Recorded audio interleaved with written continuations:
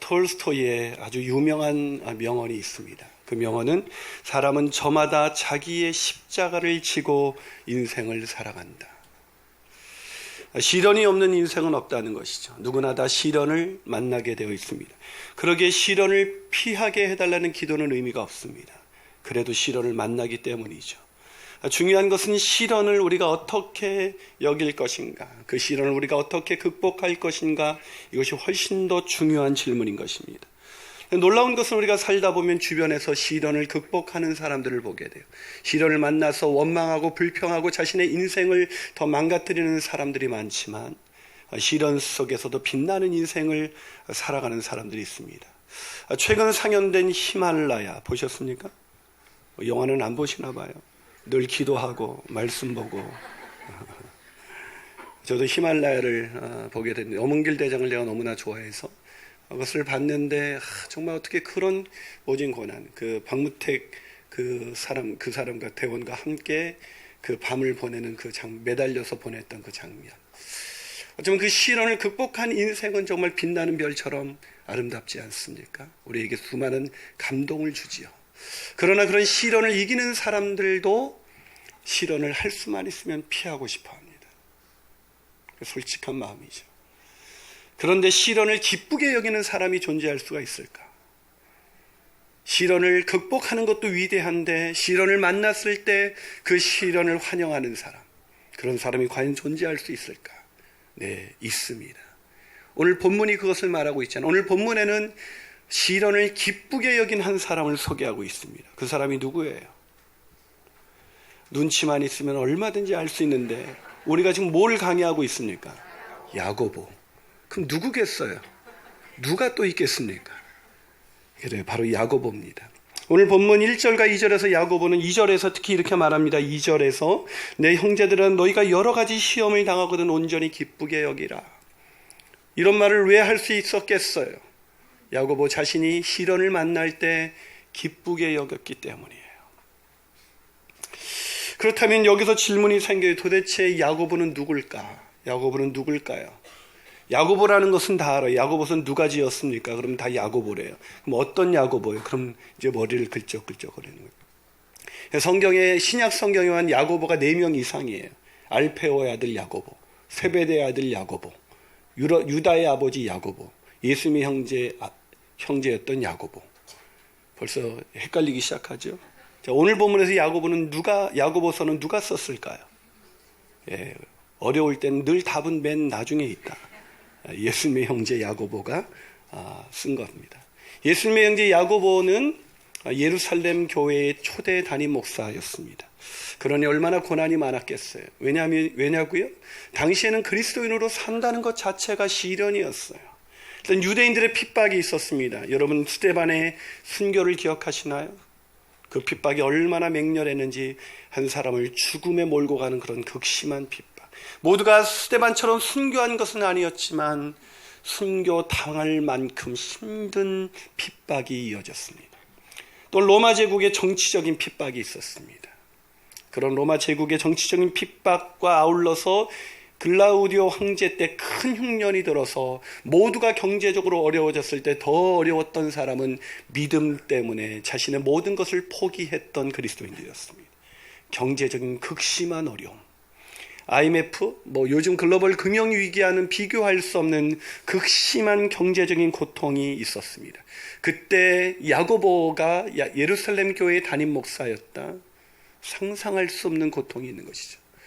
역사가들은 이 야고보가 얼마나 극심한 고통을 당했는지, 마침내 그 핍박에 의해서 성전 꼭대기에서 신문을 받다가 예수님을 부인하라고, 로마에서 예수님을 야고보가 부인한다면, 야고보는 예수님의 형제였기 때문에 야고보가 부인한다면 예수가 그리스도라는 사실은 완전히 무너지는 거예요, 기독교는.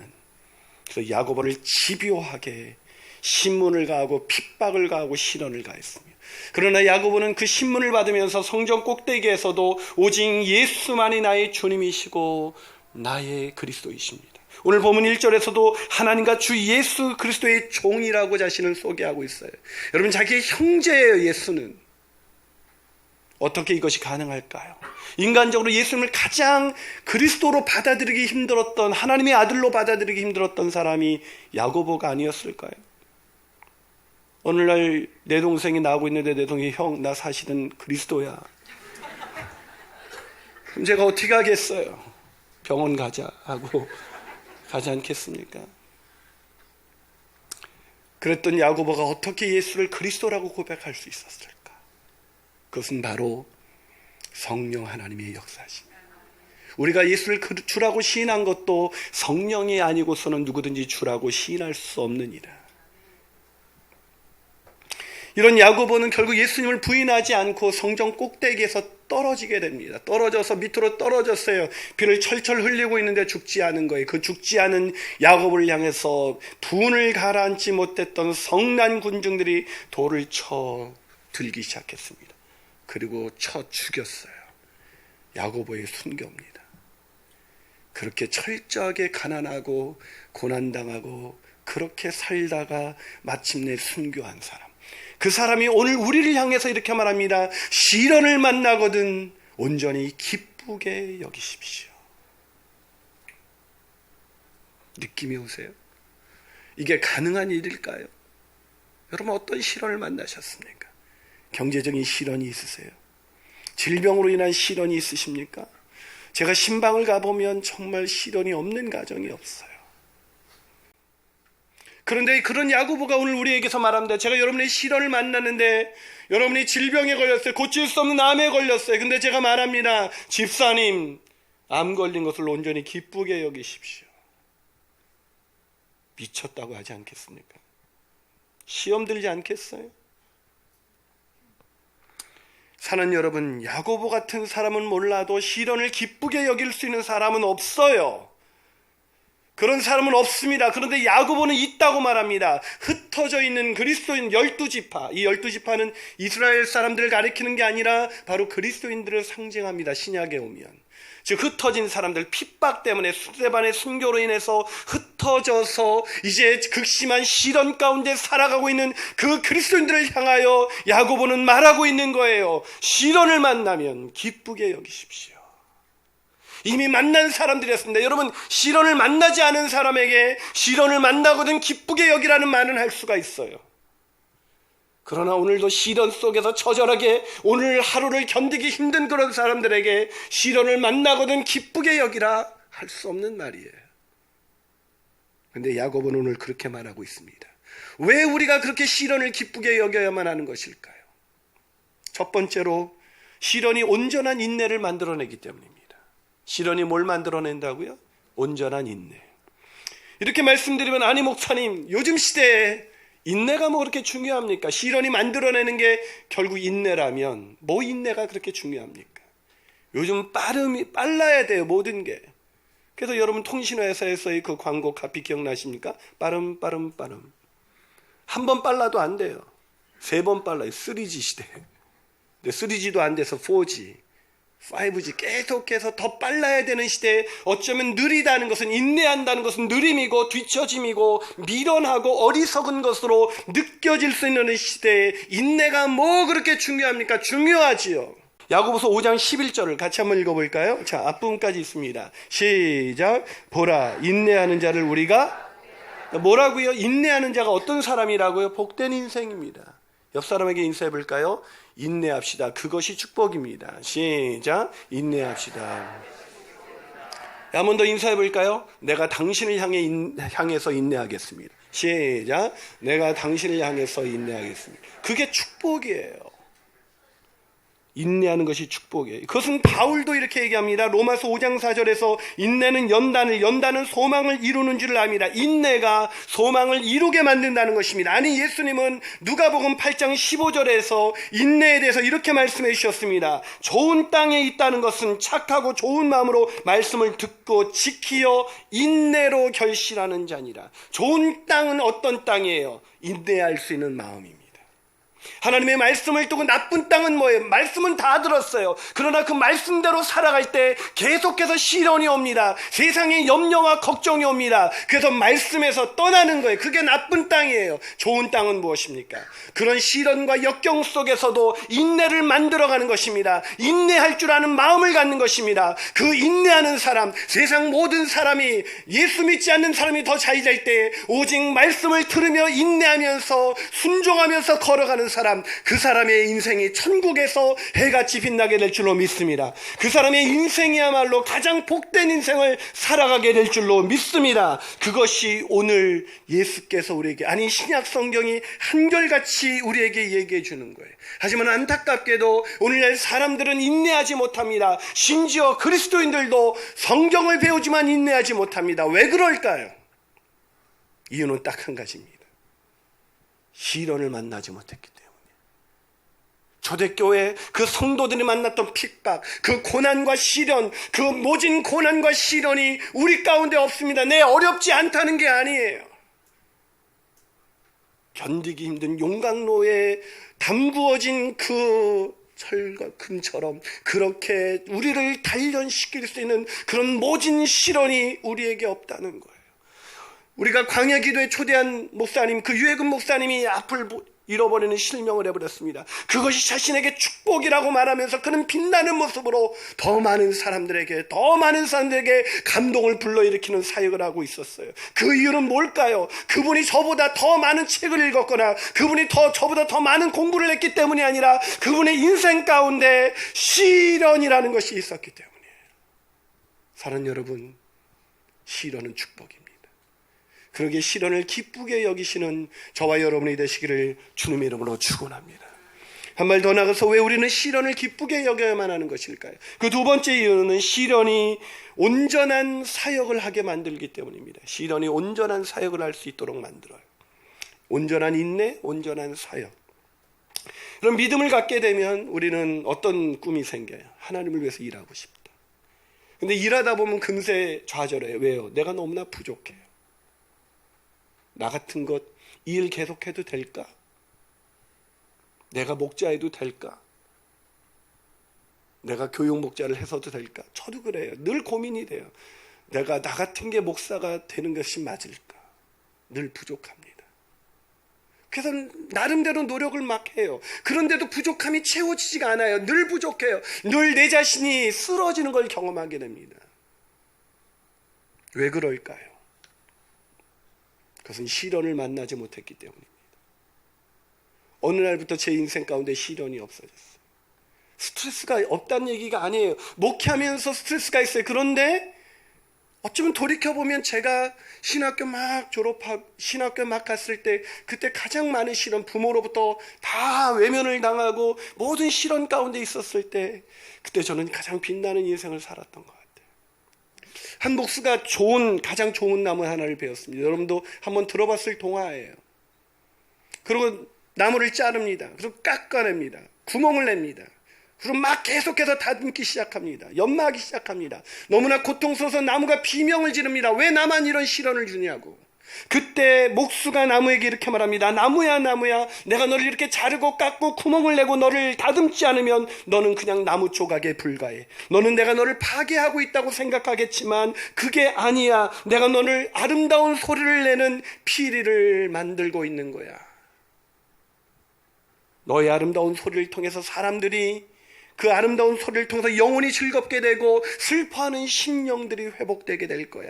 내가 너를 자르고 깎고 구멍을 내고 다듬고 연마하는 것은 너를 세상에 축복이 되는 존재로 만드는 거야. 사랑하는 여러분, 그렇습니다. 시련이 없으면 쓰임받을 수 없어요.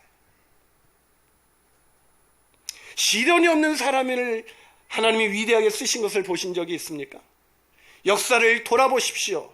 가장 위대했던 인물은 시련을 통과한 사람입니다. 왜요? 시련을 만나야 인내를 배우게 되고 인내하지 않고는 어떠한 위대한 것도 만들어갈 수가 없기 때문인 것이죠.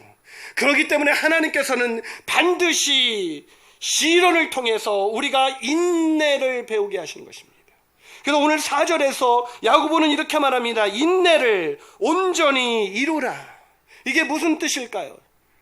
제가 오늘 되지도 않은 영어를 자꾸 쓰는데 이 킹제임스 버전 인내를 온전히 이루라, 이게 잘 이해가, 인내를 이루라니요, 인내를 조금 더 이렇게 연습하라 뭐 이런 뜻인가? 이렇게 이해가 잘 가지 않아서 킹제임스 버전을 봤더니 Let patience have her perfect work라고 되어 있더라고요.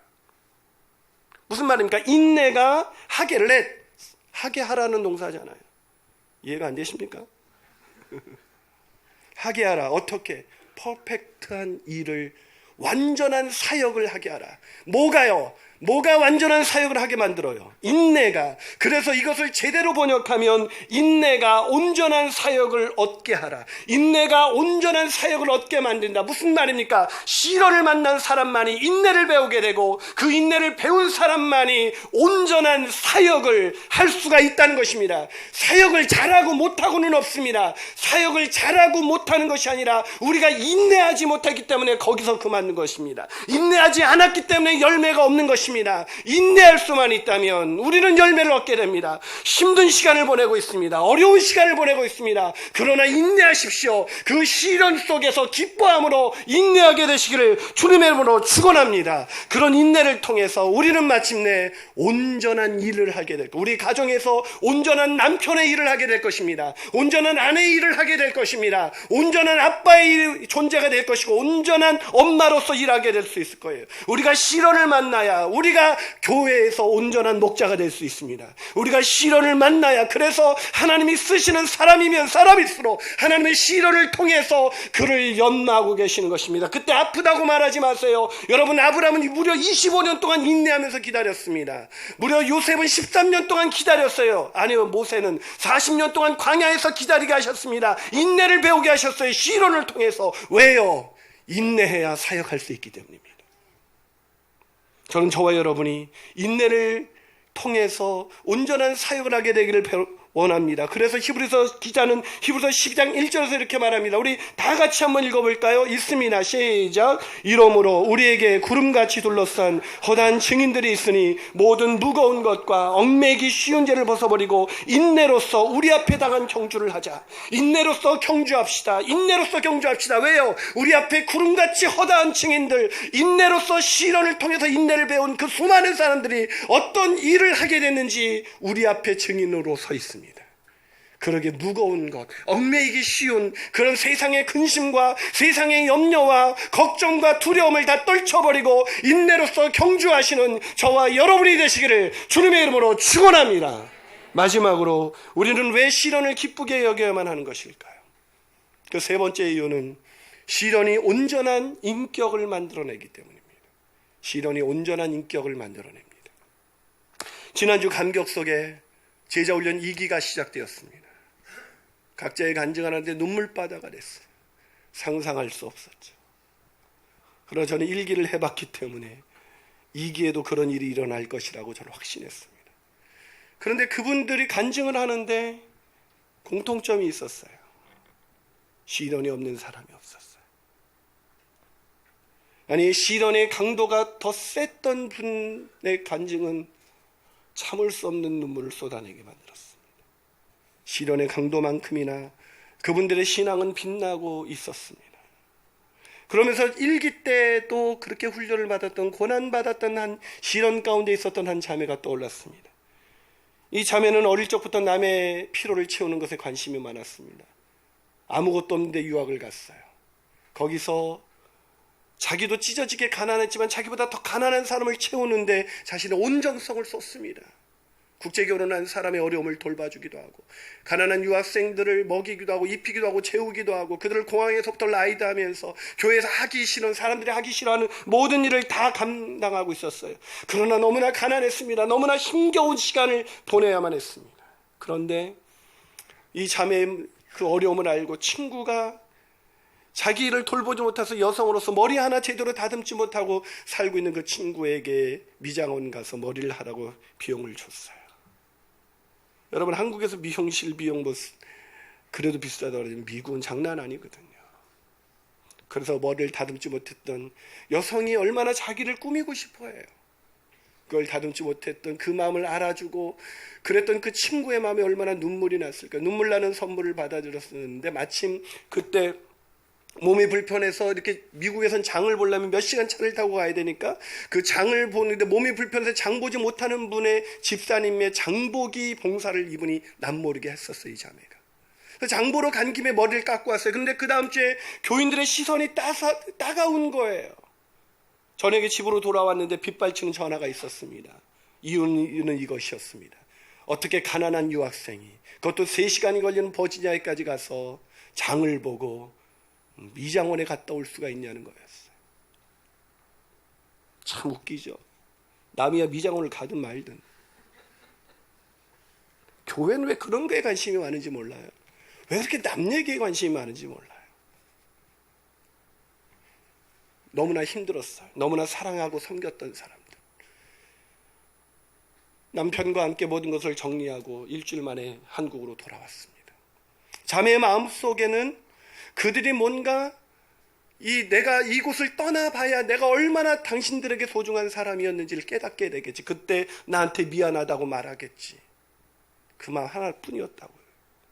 그래서 한국으로 돌아왔는데 마침 오해는 풀리고 사람들이 알게 되면서 미안한 마음에 전화를 하기 시작했습니다. 그리운 마음에 다시 돌아오라는 얘기를 듣기 시작했어요. 자매는 통쾌했다고 합니다.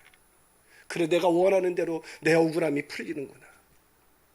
그런데 대책 없이 돌아온 한국에서 삶은 너무나 힘겨웠습니다. 여러분, 유학 가는 것도 힘들지만 유학생은요, 돌아오면 더 힘든 거 아세요? 자매는 그 시련 속에서 하나님의 음성을 듣고 큐티를 하고 이렇게 적용을 했습니다. 대책 없이 도망을 치다 보니 한국에서 맞아주는 곳도 머물 곳도 없이 어린 자녀들을 한참 고생을 시켜야 했고 얼마 남지 않은 남편의 학업을 제가 막은 셈이 되어버렸습니다. 저희 미국에서의 섬김은 예수님이 실천하신 섬김이 아닌 제자들의 권력 다툼과 닮았습니다. 칭찬과 인정받는 것이 목적이 되었기 때문에 사람들의 평가에 쉽게 감정이 흔들려 어리석은 결정을 내릴 수밖에 없었던 것입니다. 아직 신앙이 자리 잡지 못한 분들의 오해로 인한 분노에 좀 더 기다리며 인내해 주기만 했어도 우리는 이렇게 살지 않았을 것입니다. 제겐 그분들을 향한 사랑보다도 제 행위를 인정받고 싶었던 마음이 컸던 것입니다. 같은 섬김이라도 목적이 옳지 못하면 그 수고가 헛되고 하나님의 뜻에 어긋나면 내 삶의 방향이 흐트러지고 만다는 것을 절실히 깨닫고 있습니다. 어쩌면 거기에서 하나님의 교회에서 나름대로 헌신했는데 왜 나에게만 이런 오해로 인해서 시련이 오지라고 불평할 수 있는 자매가 계속되는 시련 속에서 오히려 깨달은 것은 오히려 자신 안에 있는 죄로 인해서 망가져 있는 자신의 잘못된 욕심이었습니다. 그것을 회개하면서 그 자매는 온전히 주님의 사람으로 만들어져 가고 있었던 것입니다. 사랑하는 여러분, 시련이 사람을 온전한 인격으로 만들어 간다는 것을 아시나요? 오늘 본문 4절은 이렇게 말합니다. 오늘 본문 4절 우리 같이 한번 읽어보겠습니다. 시작. 인내를 온전히 이루라. 이는 너희로 온전히 구비하여 조금도 부족함이 없게 하려 함이라. 온전하고 구비하여 조금도 부족함이 없이 우리가 그런 존재로 만들어져 갈 수 있대. 어떻게 해요? 성경 공부를 많이 하면요?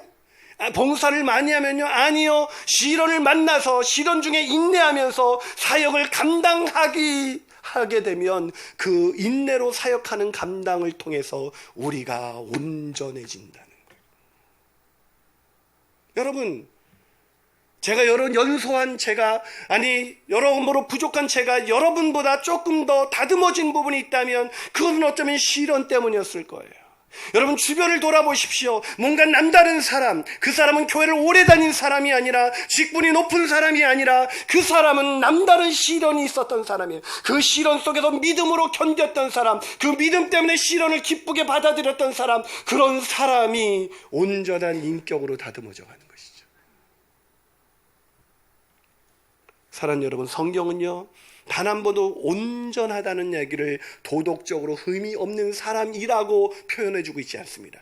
의인은 당대 완전하고 의인이었다고 성경이 표현할 때 그 온전함이 오늘 여기 있는 온전함입니다. 그 온전함은 내가 남들보다 더 착하고 남들보다 더 선한 그런 인생을 살아가는 것이 아니라 시련을 통해서 내가 다듬어지고 내가 깎여나가고 내 죄성을 철저하게 다듬으시는 하나님의 놀라우신 은혜, 그 은혜로 말미암아 다듬어진 인격을 가리켜서 온전하다라고 말합니다.